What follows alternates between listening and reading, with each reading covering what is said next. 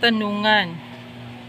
Kapag ba daw ang ating profile, mayroon tayong video na in-upload, tapos nagkakaroon ito ng violation, maapektuhan ba daw yung ating page? Or the other way around, yung page natin ay nagkakaroon ng violation, maapektuhan ba daw yung profile natin?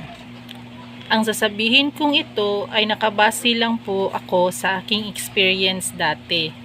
Dati mayroon po akong video na in-upload sa aking profile at nagkaroon ito ng violation. Luckily, hindi naman naapektuhan yung aking page.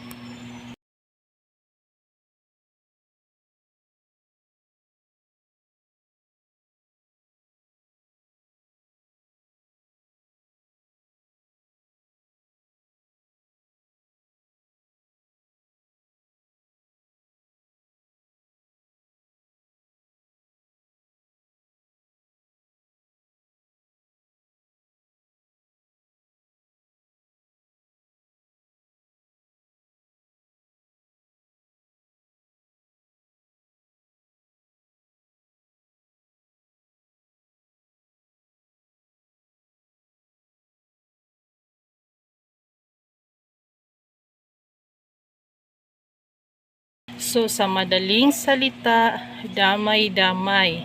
Kapag ang video na nagkaroon ng violation ay na-share mo sa iyong page, madadamay ang iyong page sa violation. Sana po ang video kong ito ay nakakatulong sa inyo. Maraming salamat sa mga nanonood ng aking videos. Please follow for more. God bless!